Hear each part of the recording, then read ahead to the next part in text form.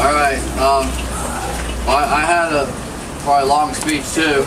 I know everyone's cold and I am, so I'm going to try to cut it down. I appreciate because a lot of people have already been mentioned. I was going to mention, so I appreciate that. So I'll start with I thank all of you for coming here today, for your support from day one. Those of you who knew me way back, even before I came out to here, and have been with me and supported me and my family, I deeply, it's heartfelt for your time and effort and beliefs. Thank you very much. The reason today that I'm here is because of what Homes for Our Troops has done. As you all will see here in a little bit, get a chance to be able to see in the house.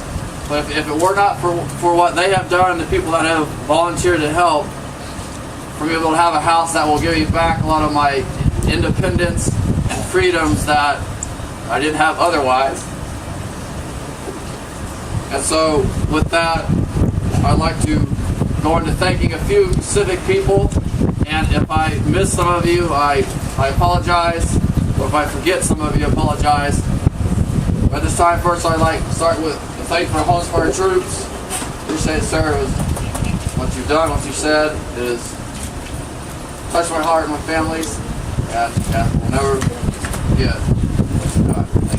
Thank you. Oh my God. Mayor, I appreciate you showing up, sir, and coming here, and the words you said are touching, and taking the time out to do this. Thank you, sir.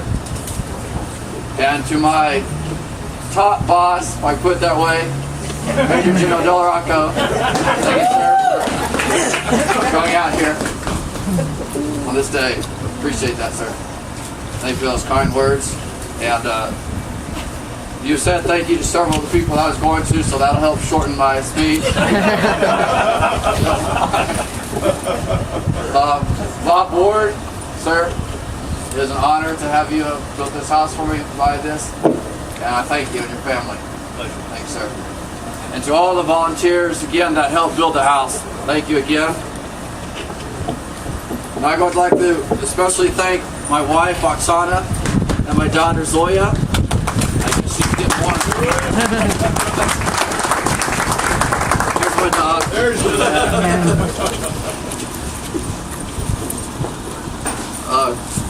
Colonel Hillis, thank you for that prayer. Appreciate it, sir. Trans Sergeant Major Fritzing, a lot to you. Thank you. It says some people in the military, especially Command Sergeant Majors, never cease to take care of their soldiers, whether we're in or out of uniform, and he has done that. He personally was the one responsible for getting me my combat action badge after I'd already been out and retired. So again, sir, I thank you for that, Command Sergeant Major. Thank you.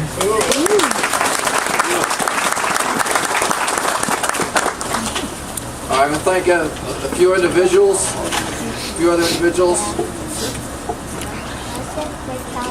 Bear with me just for a minute while I find the right notes.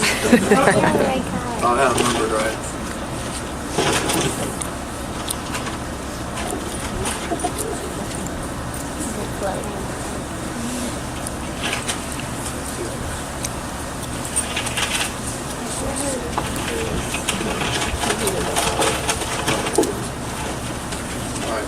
A few people that couldn't be here, but a very important person to me also was a retired Colonel Bridge. He first found me when I was still at Walter Reed and was on an excursion with them. He worked for ATEC, the agency I work for currently, and he brought me into it as my mentor and introduced me then to my now current supervisor, wonderful Dr. Dixon. Thank you, ma'am, for being here.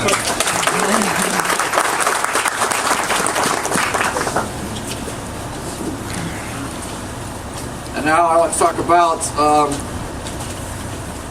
some of my family.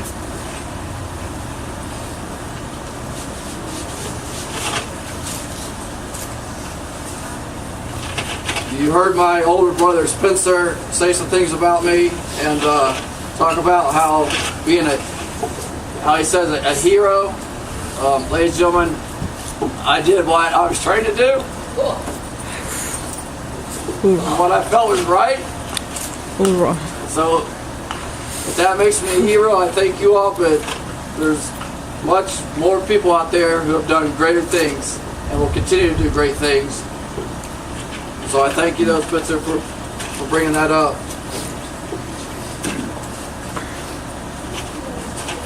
And I want to say something about, before I get to my younger brother, Matthew, is that when I was over in Afghanistan, as my older brother said, we were together in the same division, 1st Infantry Division.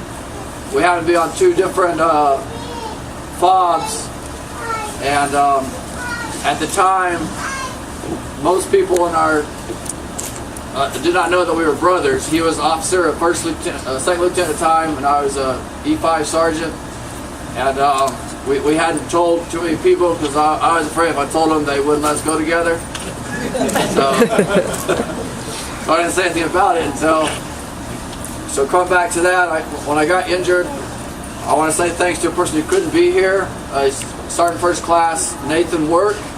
He was my platoon sergeant at the time, the only other person that got out with me to go look at the vehicle of the injured soldiers. And when I stepped on the mine, he came over and administered first aid to me. I like to say that as I can remember what happened, or I guess as soon as I woke up and was figuring out what was going on, and the dust was clearing, and I realized that I couldn't administer the first aid myself because I was bleeding and I was trying to figure out, dazed, confused what was going on. So he had been knocked down by the blast, but came back over, and I was carrying my first aid bag at the time on my shoulder, and so he came in and saw what was going on, and he took it off and started to get things out to administer, put my tourniquets on and things.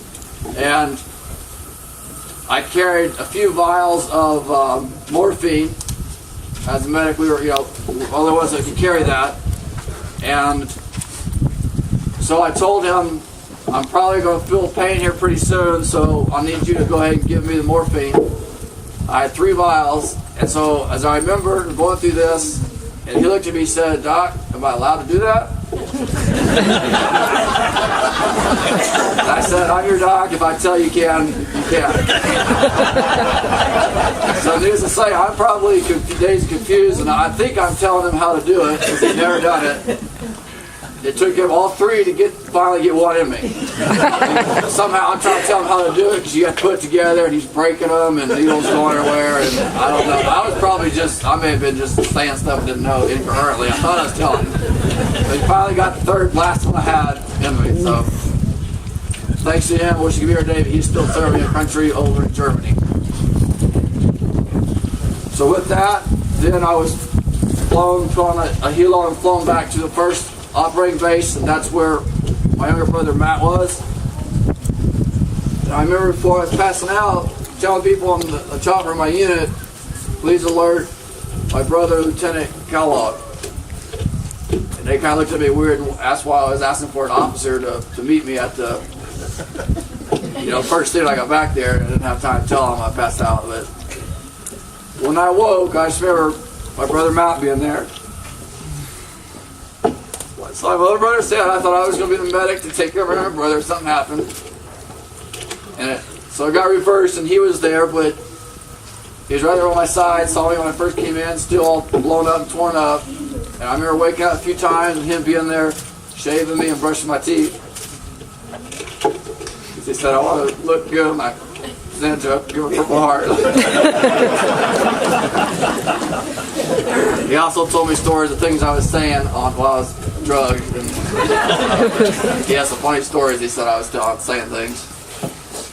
But thank you again, Matt. And I know, as my older brother was saying, things we went through, as a lot of people have gone through growing up, a lot of that affects how you become as an adult.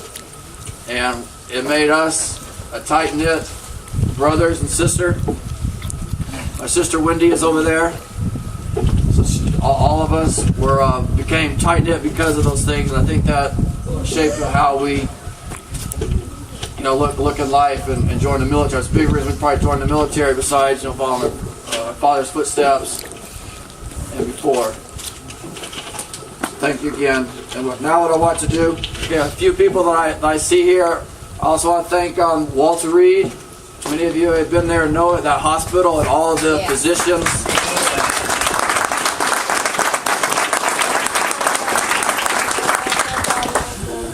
I see my the physicians that stitched me back together and took parts of me from one place and put them on new places to get me back to normal somewhat.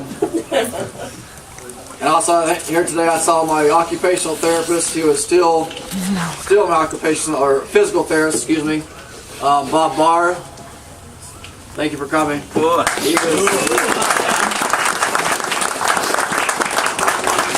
He's the one to help me learn to walk again on my new leg. Also my prosthesis, Louise Hassinger. She wasn't able to make it, but I thank her. She was the one who made my legs from the beginning up to the robotic one I have now. So I thank her, and also my occupational therapist Tammy Phipps, Captain Phipps, who helped work with me on my hand, learn how to use 1.5 fingers after I had many. And a little story: my daughter, she was just turned 3 when I returned to the hospital. I got to see her 3rd birthday, even though I wasn't laying in bed. And she looked at me not too long after that and said, "Daddy, you had 10 fingers, now you got 7." But I knew what she meant, and it was heartfelt. And I said, "Yes, that's right."